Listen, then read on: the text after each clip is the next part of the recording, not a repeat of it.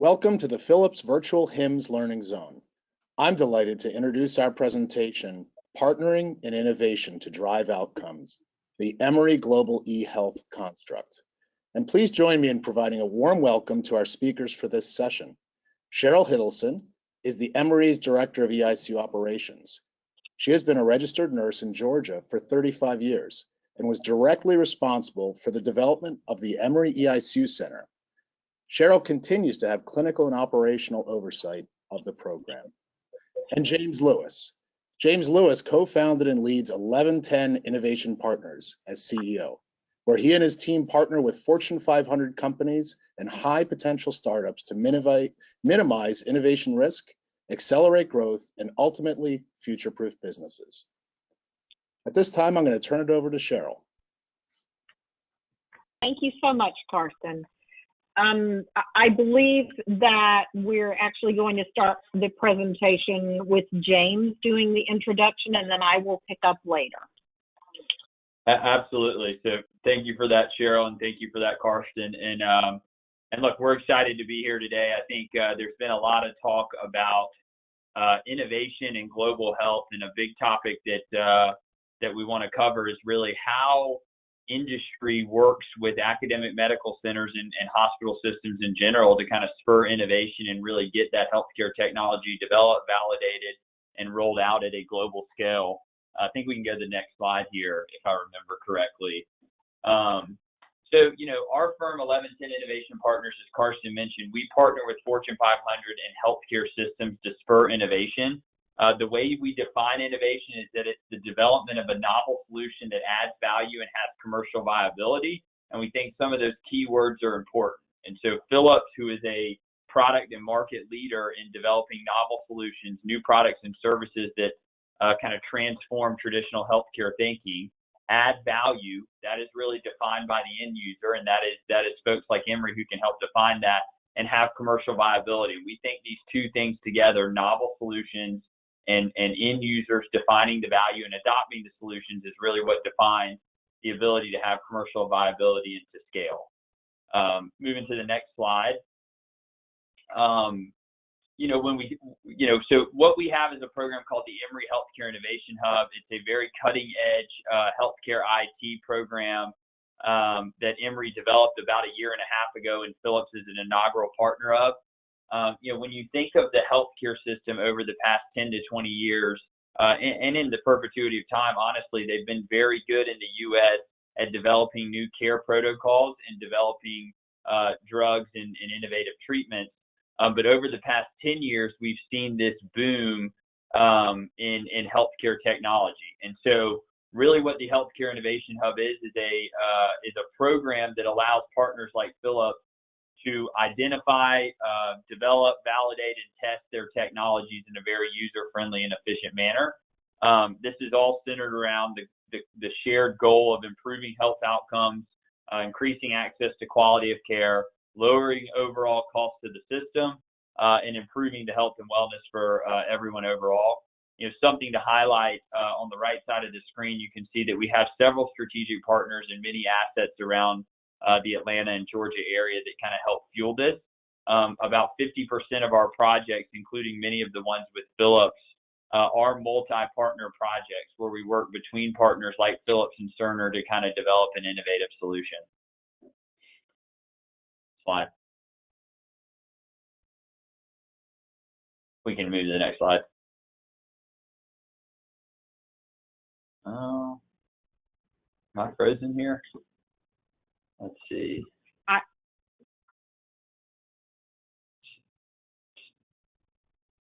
Next slide, please. Okay. Let's see what I got. There we go. Okay. So there are several assets that the hub can offer. There's a few here. Obviously, we are very focused on facilitating strategic partnerships. Again, that can be between Philips and the healthcare system and subject matter experts and knowledge expertise, or between Philips and other partners. Our firm has innovation strategy and operations consultants, as well as a living lab facility We're actually very excited that last week we just announced we were opening the first ever 5G healthcare lab. And so that is the first ever in the nation of that kind, where the Emory Healthcare Innovation Hub will be launched. And we see a lot of potential to use 5G on projects, including the eICU program, which we'll talk a little bit about more later. We have a lot of standard forms and agreements to accelerate the process of IP co-development. Some of the things that aren't listed on this page, we've developed a de-identified data lake that includes both EMR data, social determinants of health, and community data, and we're working on incorporating claims data into that mix. So it's an asset that our partners can use to innovate on top of the program. And then we have a lot of business development strategy, PR, marketing, and events expertise, so that just as important as proving out the viability of the solution, we can highlight those viabilities and really drive that value so we can get to scale. So moving on to the next slide. Our process for the Emory Healthcare Innovation Hub is really rooted in what we call demand-driven innovation. So what we have seen in the market is there is a lot of technologies looking for problems. And so what we have done is kind of flip the script. And we have said, if we work with end users like the Emory team and we map out the patient journey, the clinical journey, and the data journey, then we can start to see where there's opportunities to improve the process, to build intelligence on top of data. And then so we use that and we match that with our partner roadmaps. And these are areas where Philips sees, technology development opportunities, partnership opportunities, or we also run a venture scanning process that can help identify high potential startups that solve that problem. But the key takeaway here is that we are really solving for specific problems that we have quantitatively and qualitatively scoped out versus finding a technology and trying to find problems for those like the typical accelerator and incubator model. Slide.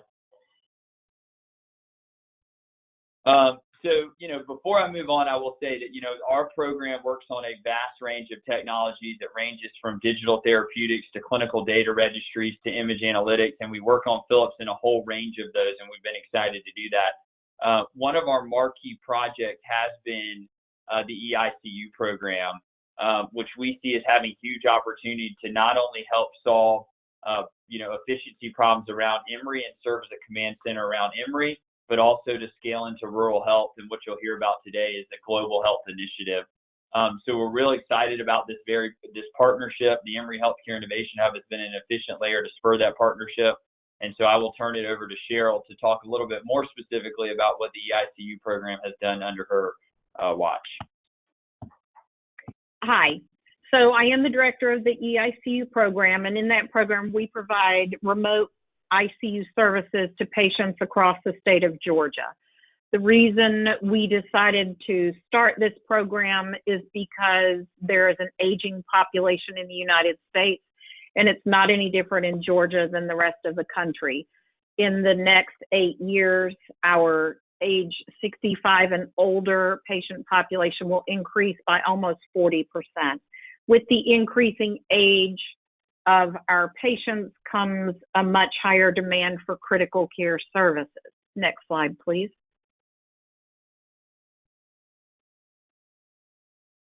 With an aging population, we have aging patients, but we also have aging clinicians.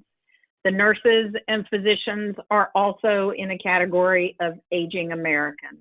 Greater than 50% of nurses and physicians working in a hospital setting in our country right now are over the age of 55, and that will continue to grow. Next slide, please. There is a demand and supply problem.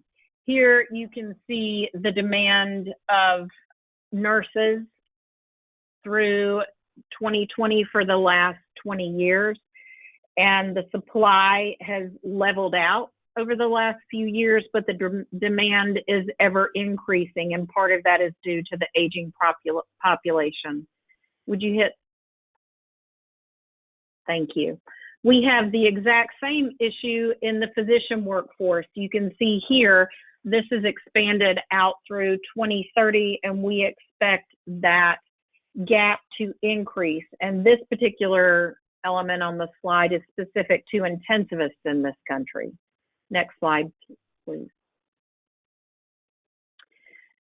And where we are right now is we have ICU patients. Around 15% of the beds in a general hospital across the country is comprised of intensive care ICU patients, and they take up to 30% of the cost.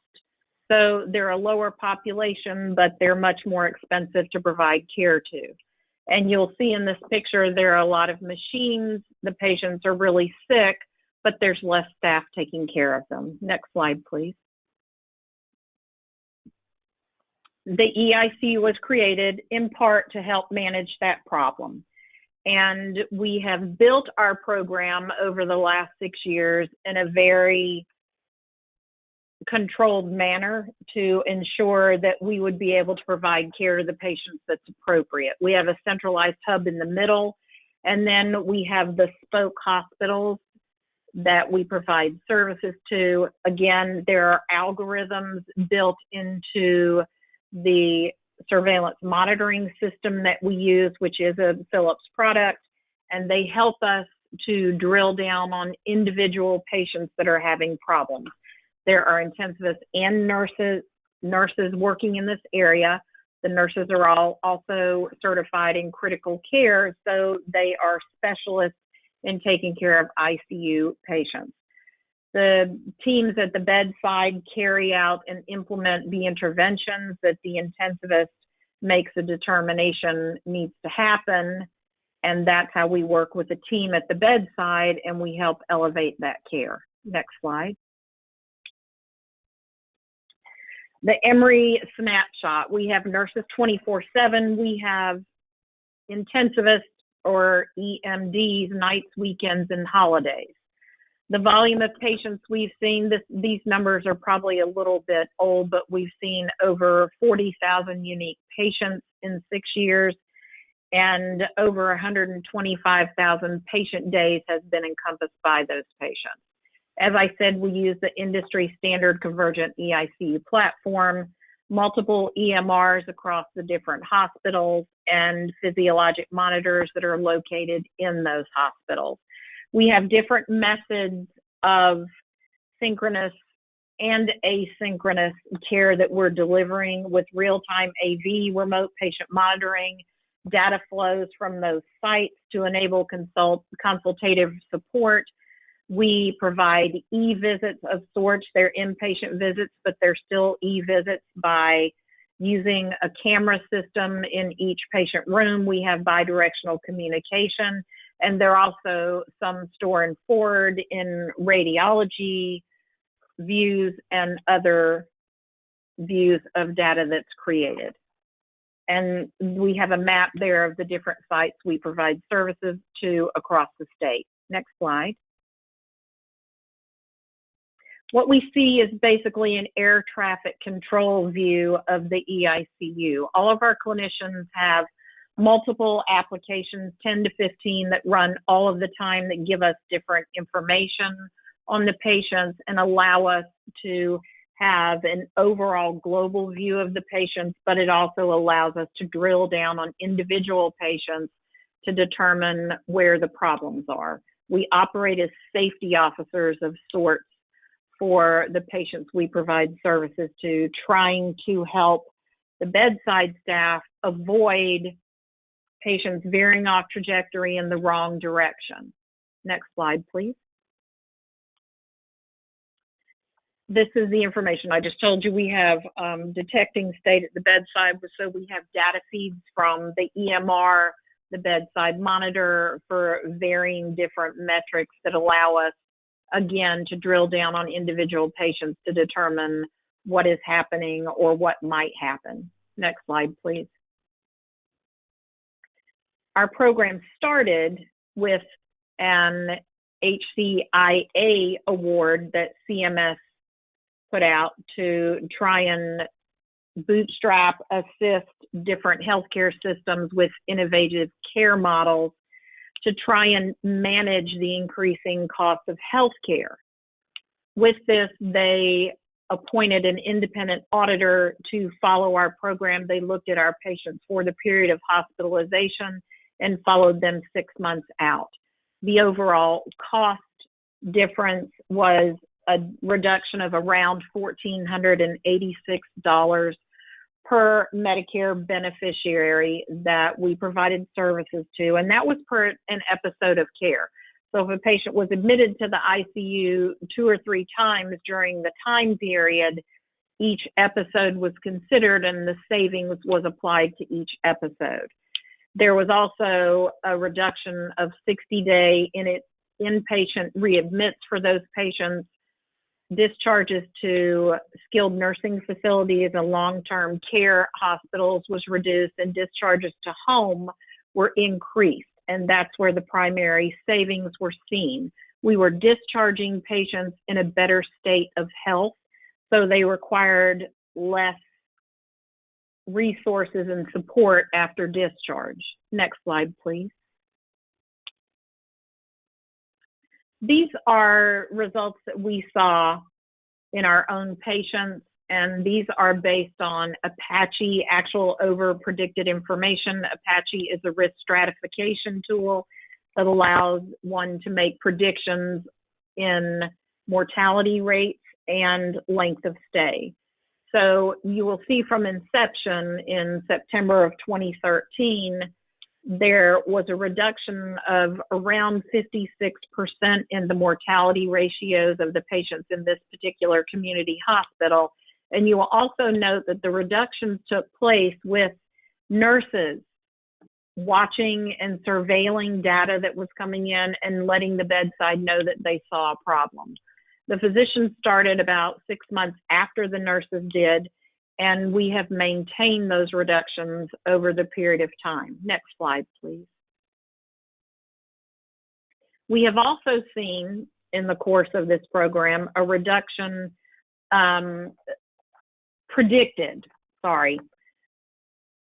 life saving of around 1,100, and it's probably around 1,300 patients now, I'm sorry.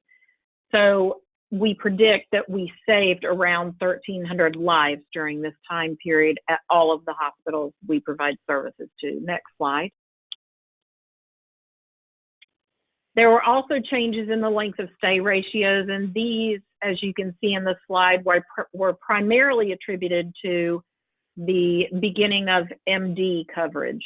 So the intensivists continue the care after the bedside physicians go home, and that allows a reduction in length of stay because when the bedside physicians come in, the nighttime intensivists and the eICU have maintained care and continued the plan of care, and the patients are ready to go out earlier than they normally might be. Next slide, please. Over the course of time, this has saved us over 36,000 patient days. If you look at that and extrapolate the information, it's equivalent to building and staffing a fully occupied 20-bed ICU without spending any more money and having to build or staff that ICU. So it's a considerable reduction in length of stay and patient days in the ICU. Next slide, please. One of the initiatives that we decided to start, because we had already fulfilled the triple aim of better health, better experience of care for our patients at a lower cost. And we started looking at the fourth aim, which is increasing quality for our staff that are providing care to patients.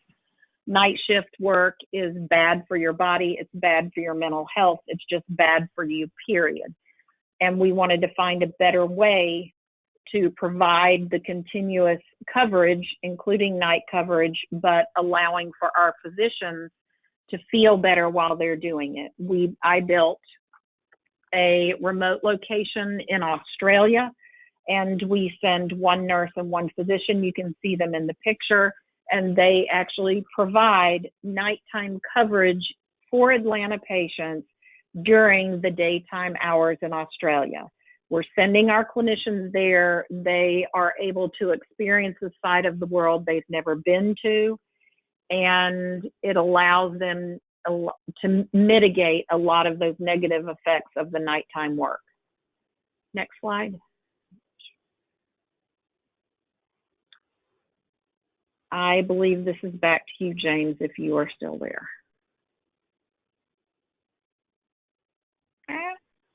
Yes, I am still here. So okay. To wrap it all, and thank you for that, Cheryl. Sorry, I was on mute. So to kind of wrap it all up and all these things, I mean, as I mentioned, we are really focused on identifying clinical pain points, solving solutions that mutually reach those goals. And so some of the other things we're working on is really helping Philips validate the future of eICU and what that acute care suite looks like.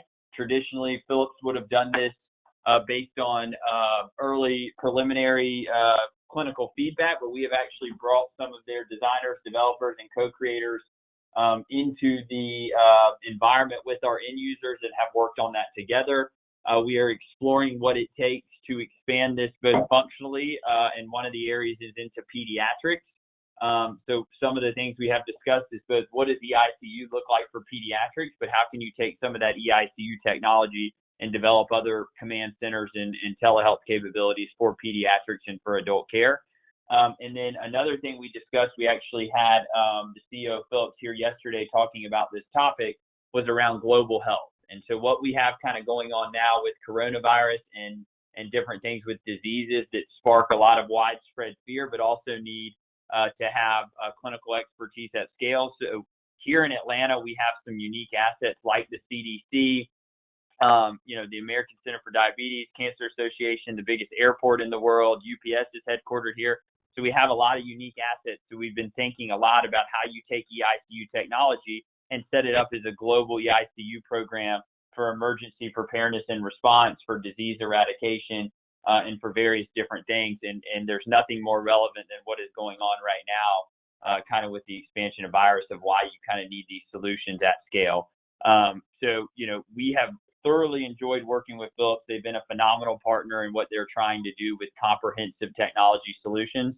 And we look forward through the Emory Healthcare Innovation Hub and deepening that partnership, both with Cheryl in the eICU, for other functions of the eICU, and more broadly into other areas of connected care, image-guided therapy, and whatnot. Cheryl and James, thank you so much. Wow, what a great session.